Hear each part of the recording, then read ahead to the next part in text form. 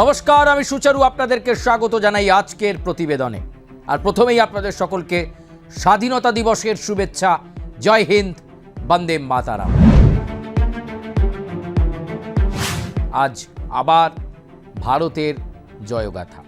আমরা গর্বিত, আমরা ভারতবাসী, আমরা গর্বিত এই ভারত মাতার কোলে আমরা জন্ম নিয়েছি। আর আমরা আপনাদেরকে বিভিন্ন প্রতিবেদনে দেখিয়েছি যে প্রতিরক্ষা ক্ষেত্র থেকে শুরু করে যুদ্ধক্ষেত্র, আধুনিক যুদ্ধাস্ত্র থেকে শুরু করে যুদ্ধের নতুন নীতি, রণকৌশল, প্রযুক্তি, সব কিছুতে ভারতবর্ষ নিজেকে কোন জায়গায়, কোন উচ্চতায় তুলে নিয়ে গেছে। আমরা আগে যেমন আপনাদেরকে বলেছি যে আকাশপথে ভারত কতটা নিজেকে আধুনিকতর করেছে, যুদ্ধ বিমান থেকে শুরু করে ক্ষেপণাস্ত্র থেকে শুরু করে আরও বিভিন্ন ক্ষেত্রে। আবার আমরা আপনাদেরকে বলেছি এয়ার ডিফেন্স সিস্টেমে ভারতবর্ষ নিজেকে কতটা সুসংহত করেছে। আর আজকে আমরা আপনাদের কাছে বলবো ভারতবর্ষের নৌবাহিনী কতটা শক্তিশালী হতে চলেছে। পুরো প্রতিবেদনটাই আপনারা চোখ রাখবেন এবং আমাদেরকে অবশ্যই আপনারা কমেন্ট করবেন, সাবস্ক্রাইব করবেন, বেল আইকনে প্রেস করতে ভুলবেন না। আজকের প্রতিবেদন আমরা সরাসরি চলে যাব ব্রহ্মসে। ভারতীয় নৌবহর কিভাবে সেজে উঠবে তার গুরুত্বপূর্ণ কাহিনী আজকে আপনাদের সামনে।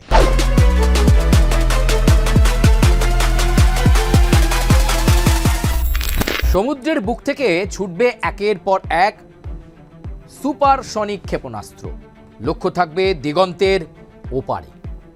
2030 সালের মধ্যে প্রায় সমস্ত প্রধান যুদ্ধ জাহাজকে ব্রহ্মস সক্ষম করার পরিকল্পনা নিচ্ছে ভারতীয় নৌবাহিনী। অর্থাৎ ব্রহ্মস হতে চলেছে নৌবহরের অন্যতম প্রধান স্ট্রাইক অস্ত্র। সময়ের সাথে সাথে না যুদ্ধের ক্ষেত্র বদলাচ্ছে, সময়ের সাথে সাথে যুদ্ধের নীতি বদলাচ্ছে, সময়ের সাথে সাথে যুদ্ধের স্টাইল বদলাচ্ছে, যুদ্ধাস্ত্র বদলাচ্ছে, টেকনোলজি বদলাচ্ছে। তাই যুদ্ধ জাহাজ তো আর মান্ধাতা আমলে করে ফেলে রাখা যায় না।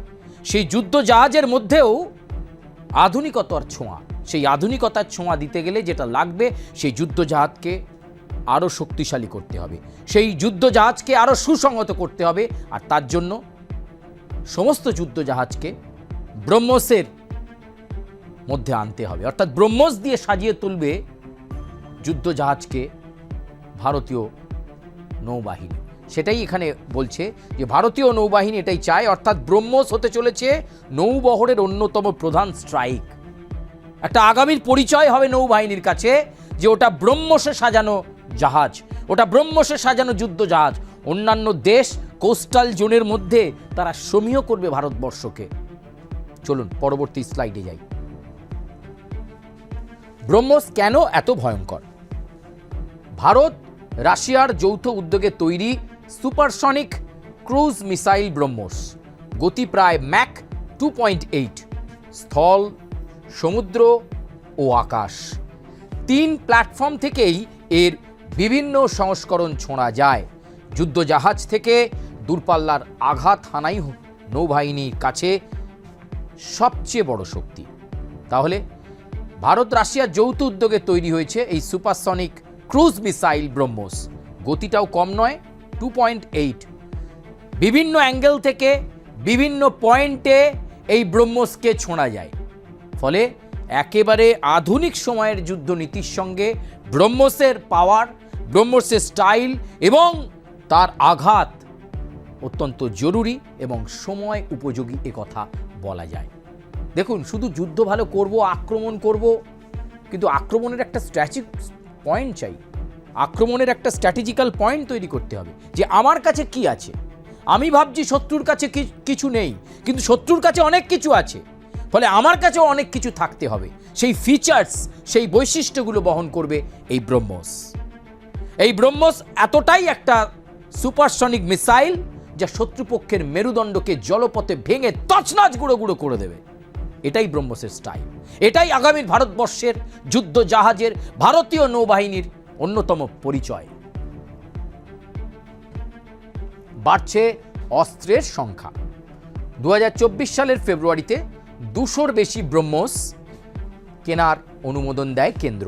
খরচ প্রায় 19,000 কোটি টাকা। এর মধ্যে প্রায় 290 কিলোমিটার পাল্লার সংস্করণের পাশাপাশি প্রায় 450 কিলোমিটার পাল্লার এক্সটেন্ডেড রেঞ্জ ব্রহ্মোসে রয়েছে। অর্থাৎ বাড়ছে অস্ত্রের সংখ্যা এবং আঘাতের দূরত্ব 2। খুব গুরুত্বপূর্ণ এবং স্ট্র্যাটেজিক্যাল পয়েন্ট। কি আছে এর ফিচারের মধ্যে? কত টাকা খরচ হয়েছে? 19,000 কোটি টাকা। আচ্ছা, এর মধ্যে প্রায় 290 কিলোমিটার পাল্লার সংস্করণের পাশাপাশি 450 কিলোমিটার পাল্লার এক্সটেন্ডেড রেঞ্জ ব্রহ্মোস। অর্থাৎ এর পাল্লা যতটা বেশি হবে, তার রেঞ্জ যতটা বেশি হবে, তত কিন্তু মিসাইল তার লক্ষ্যবস্তুতে হানা দিতে পারবে এবং নির্ভুল লক্ষ্যে অভ্যর্থ নিশানায় ব্রহ্মোস হচ্ছে 1 নম্বর তালিকায়। এই ফিচার্সগুলো তারই পরিচয় দিচ্ছে। একদম টার্গেটে গিয়েই লাগবে, কোনো লক্ষ্যভ্রষ্ট হবে না। এটাই ব্রহ্মোসের ফিচার, এটাই ব্রহ্মোসের চরিত্র। আপনার পুজো পৌঁছে যাক বিশ্বের দরবারে। প্রতি বছরের মতো এবারও আর+ নিউজ নিয়ে এলো শারদাঞ্জলির সেরা সম্মান 2026। অংশ নিতে সকাল 10টা থেকে সন্ধে 6টার মধ্যে সরাসরি যোগাযোগ করুন আমাদের অফিসে অথবা কল করুন 9836323248 এই নম্বরে। শারদাঞ্জলি শুধুমাত্র আর+ নিউজে। 200 মিসাইলই শেষ কথা নয়। মিসাইলের সঙ্গে দরকার লঞ্চার ও ফায়ার কন্ট্রোল সিস্টেম। 2025 সালে নৌবাহিনীর জন্য অতিরিক্ত ব্রহ্মোস ফায়ার কন্ট্রোল সিস্টেম ও ভার্টিক্যাল লঞ্চারের অনুমোদন আসে। লক্ষ্য একটাই, আরও বেশি যুদ্ধ জাহাজকে ব্রহ্মোস সক্ষম করা। এটাই আসল লক্ষ্য, যে যতগুলো যুদ্ধ জাহাজকে ব্রহ্মোস দিয়ে সাজানো যায় তত বেশি তার বৈশিষ্ট্য বাড়বে, অ্যাক্টিভিটি বাড়বে। ফলে জলপথে কোনো সংঘর্ষ পরিস্থিতি, কোনো পাল্টা প্রত্যুত্তর বা জবাব দেওয়ার পরিস্থিতি তৈরি হলে এই ব্রহ্মোসে সাজানো যুদ্ধ জাহাজই যথেষ্ট শত্রুপক্ষের জন্য একথা বলাই যায়। তাই যত বেশি সংখ্যক যুদ্ধ জাহাজকে ব্রহ্মোস দ্বারা সজ্জিত করা যায়, ব্রহ্মোস দ্বারা সাজানো যায়, সেই চেষ্টা এই মুহূর্তে নেভির পক্ষ থেকে নেওয়া হয়েছে। ইতিমধ্যেই প্রায় 20 যুদ্ধ জাহাজ, 2025 সালের মধ্যে প্রায় 20টি ফ্রন্ট লাইন যুদ্ধ জাহাজ ব্রহ্মোস সক্ষম হয়েছিল। গত 1 বছরে 6টিরও বেশি ব্রহ্মোস সক্ষম যুদ্ধ জাহাজ যুক্ত হয়েছে বলেও রিপোর্ট। প্রাক্তন নৌপ্রধান অ্যাডমিরাল আর হরিকুমার ব্রহ্মোসকে নৌবাহিনীর প্রাইমারি ওয়েপন বলেছিলেন। তাহলে কতটা ব্রহ্মোস গুরুত্বপূর্ণ? একজন প্রাক্তন নৌপ্রধান অ্যাডমিরাল, তিনি হচ্ছেন হরিকুমার, তিনি কি বলছেন? যে এটা নৌবাহিনীর কাছে একটা প্রাইমারি ওয়েপন, অর্থাৎ প্রাথমিক এবং মৌলিক একটা অস্ত্র, যা জলপথে ভারতীয় যুদ্ধ জাহাজকে একটা অন্য পরিচিতি দেবে, একটা অন্য ভয়ঙ্করতা দেবে। শত্রুপক্ষ ভয় পাবে যে ওদের কাছে ব্রহ্মোস আছে, সেটা যদি এক্ষুনি লঞ্চ করে দেয়, যদি টার্গেট শুরু হয়ে যায়, তাহলে কিন্তু রক্ষে নেই। নতুন যুদ্ধজাহাজ মানেই ব্রহ্মোস। নতুন যুদ্ধজাহাজের নকশাতেই ব্রহ্মোসকে জায়গা দেওয়া হচ্ছে। নীলগিরি শ্রেণীর স্টেলথ ফ্রিগেট তার উদাহরণ। এই শ্রেণীর জাহাজে 8টি ভার্টিক্যাল লঞ্চ ব্রহ্মোস রাখার ব্যবস্থা রয়েছে, অর্থাৎ জাহাজের নকশার সঙ্গেই মিশে যাচ্ছে ব্রহ্মোস। এটাই হচ্ছে টেকনোলজির সঙ্গে অস্ত্র এবং টেকনোলজির মধ্যে একটা বোঝাপড়ার জায়গা, একটা কম্বিনেশন তৈরি করতে চাইছে নেভি, যে কোনো শর্তে, যে কোনো ভিত্তিতে, যে কোনো সময় যাতে ব্রহ্মোস ফিট করে যায়। যে কোনো যুদ্ধ জাহাজে তাকে ইনস্টল করা, ব্রহ্মোসকে ইনস্টল করা, এই সুপারসনিক ক্রুজ মিসাইলকে ইনস্টল করা যাতে সহজ হয়, সেই চেষ্টাটাও কিন্তু রয়েছে। আর অ্যাক্সেসিবিলিটিও রয়েছে। ফলে বিভিন্ন যুদ্ধ জাহাজে অত্যন্ত অল্প সময়েই এই বিধ্বংসী ক্রুজ মিসাইল ব্রহ্মোস ইনস্টল করা সম্ভব। পুরনো যুদ্ধ জাহাজেও ব্রহ্মোস, পুরনো অ্যান্টিশিপ মিসাইলের বদলে ধাপে ধাপে ব্রহ্মোস বসানোর পরিকল্পনাও চলছে। অর্থাৎ নতুন জাহাজে ব্রহ্মোস, পুরনো জাহাজে ব্রহ্মোস আপগ্রেড, ফলে একসঙ্গে বাড়বে নৌবহরের আকার ও আক্রমণ ক্ষমতা। যে কথা বলছিলাম যে পুরনো যে জাহাজগুলো রয়েছে ওগুলোকে আর মান্দাতার আমলের প্রযুক্তিতে ফেলে রাখলে হবে না, ওগুলোকে আপগ্রেডেশন চলছে। ফলে একদিকে নতুন জাহাজ তৈরি হচ্ছে ব্রহ্মোস দিয়ে, আর পুরনো জাহাজে ব্রহ্মোস বসানোর কাজ চলছে, যাতে ভারতীয় নৌবহরের কাছে অতিমাত্রায় এই ব্রহ্মোসে সজ্জিত যুদ্ধজাহাজ মোতায়েন থাকে। জলপথে যে কোনো আপৎকালীন পরিস্থিতিতে ভারতবর্ষ তার ক্ষমতা, তার শক্তির প্রদর্শন করতে পারে এই যুদ্ধ জাহাজগুলোকে নিয়ে, যেগুলোতে ইনস্টল করা থাকছে ব্রহ্মোস। 300-র বেশি ব্রহ্মোসের হিসেব, 300-র বেশি ব্রহ্মোস মোতায়েনের মতো সক্ষমতা তৈরি হতে পারে। পরিকল্পনায় 20টি স্টেলথ ফ্রিগেট ও 13টি ডেস্ট্রয়ারের মতো প্রধান যুদ্ধজাহাজকে ব্রহ্মোস সক্ষম করার কথা রয়েছে। অর্থাৎ একটি নয়, একাধিক যুদ্ধ জাহাজ থেকে একসঙ্গে সমন্বিত দূরপাল্লার আঘাত হানার ক্ষমতা তৈরি হবে। তাহলে বোঝা যাচ্ছে 20টা স্টেলথ ফ্রিগেট ও 13টা ডেস্ট্রয়ারের মতো প্রধান যুদ্ধ জাহাজকে ব্রহ্মোস সক্ষম করা হচ্ছে। এমনিতেই এই জাহাজগুলো কিন্তু খুব আপগ্রেডেড, নাম শুনেই বুঝতে পারছেন। তার ওপর তার সঙ্গে আবার ফিট করছে ব্রহ্মোস, ফলে এর শক্তি 10 গুণ বৃদ্ধি পাচ্ছে। মানে আগে যা ফলাফল দিত 10 গুণ বৃদ্ধি পাবে। এই জায়গাটাও তো ভাবতে হবে, কারণ আধুনিক বিশ্বে আপনাকে একটা দেশ তখনই সমীহ করবে যখন আপনি সময়ের সাথে সাথে নিজের শক্তি বৃদ্ধি করবেন, নিজের বুদ্ধিকে কাজে লাগাবেন এবং প্রযুক্তির ব্যবহার করবেন। এই আধুনিকতম বিশ্বে যুদ্ধের নীতিতে প্রযুক্তি, বুদ্ধি আর শক্তি, এই তিনটের সংমিশ্রণেই একটা শক্তিশালী দেশের পরিচয় পায় একটা দেশ, আর সেটাই ভারতবর্ষ। ব্রহ্মোসের গেম চেঞ্জার ভূমিকা, রাডার ও সেন্সরকে লক্ষ্য শনাক্ত। কি রাডার ও সেন্সরে লক্ষ্য শনাক্ত, তথ্য যাবে ফায়ার কন্ট্রোলে, তারপর ভার্টিক্যাল লঞ্চার থেকে ছুটবে ব্রহ্মোস। সুপারসনিক গতির কারণে শত্রুর প্রতিক্রিয়ার সময় কমে যাবে, এটাই ব্রহ্মোসের বড় কৌশলগত সুবিধে। ব্রহ্মোসটা কিভাবে অপারেট হয় এইটা এখানে ক্যাটাগরিটা বলা আছে। কি করছে, প্রথমে রাডার এবং সেন্সারে লক্ষ্য রাখবে ব্রহ্মোস, সেটাকে শনাক্ত করবে সামনে কি আছে কি নেই, কতটা স্পেস আছে, সেখান থেকে অ্যাটাক করলে কি তার ফলাফল পাওয়া যাবে, ধ্বংসলীলা কতটা ভয়ানক হবে, এটার জন্য এই রাডার সেন্সারটা শনাক্ত করা অত্যন্ত গুরুত্বপূর্ণ বিষয়। তারপর কি করছে, তথ্য চলে যাবে ফায়ার কন্ট্রোলে। তারপর কি হবে, ভার্টিক্যাল লঞ্চার থেকে, একদম ভার্টিক্যাল লঞ্চার সব সেট করা থাকবে, সেখান থেকে ব্রহ্মোস ব্রাশ ফায়ারের মতো করে বেরোবে। ভার্টিক্যাল লঞ্চার থেকে ছুটবে ব্রহ্মোস। সুপারসনিক গতির কারণে কি হবে, শত্রু যে পাল্টা প্রতিক্রিয়া দেবে সেই সময় পাবে না।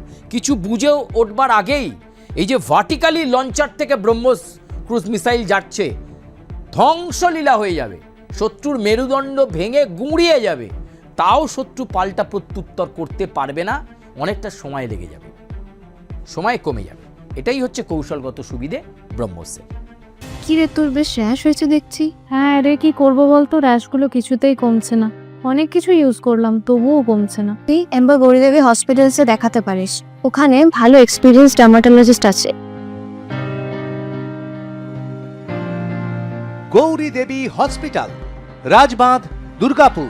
যোগাযোগ 8001003333, 8001113333।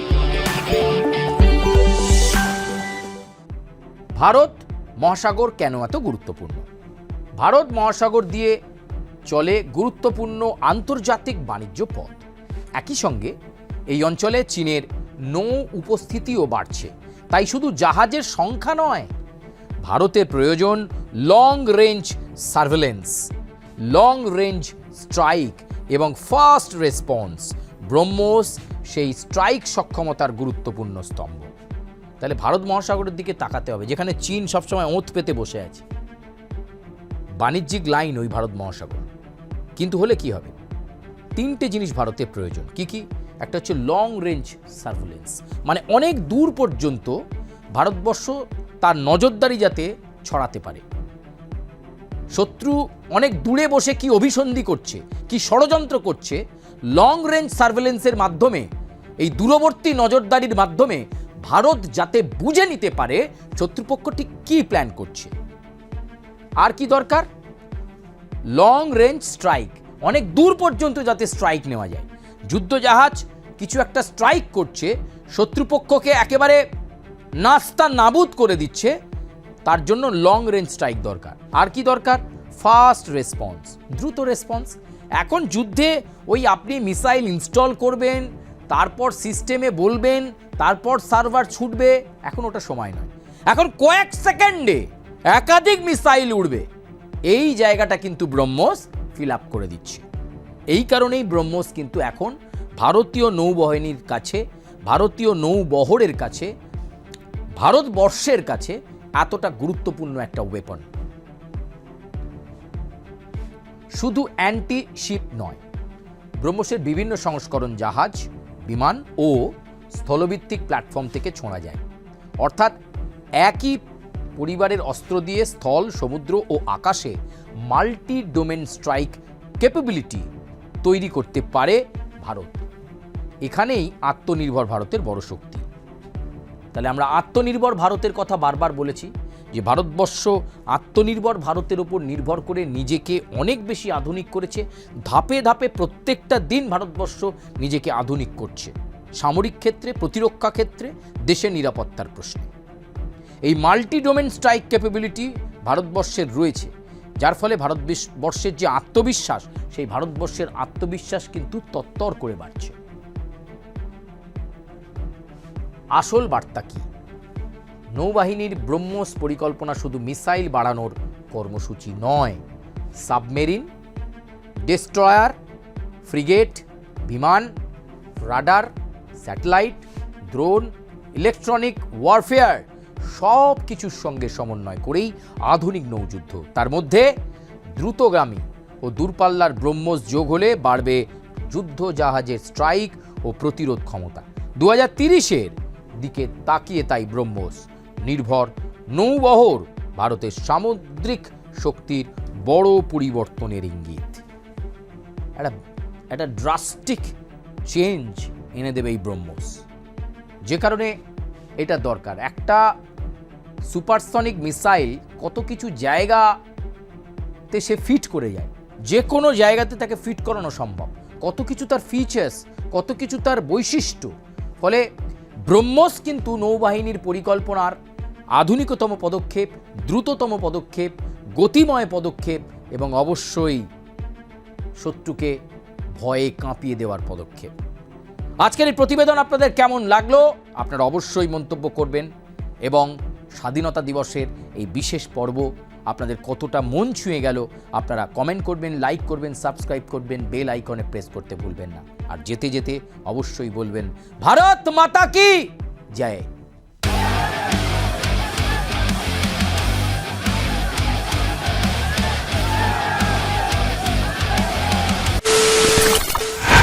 খবরের নামে প্রতিদিন সন্ধে আপনার ড্রয়িং রুমে কি শুধুই চিৎকার চেঁচামেচি হয়ে আসে? বিতর্কের নামে চলে গালাগালি আর কাদা ছোড়াছুড়ি। এবার সময় পরিবর্তনের, কারণ আমরা কান ফাটানো চিৎকারে বিশ্বাস করি না। আমরা বিশ্বাস করি খবরের সত্যতায়। আমরা কোনো পক্ষের হয়ে গলা ফাটাই না, আমরা সাধারণ মানুষের হয়ে প্রশ্ন তুলি। চিৎকার নয়, শুধু খবর হবে যেখানে বিতর্ক আছে কিন্তু কুৎসিত ঝগড়া নেই। সঠিক তথ্য, বিশ্বস্ত খবর। নজর রাখুন আর প্লাস নিউজে।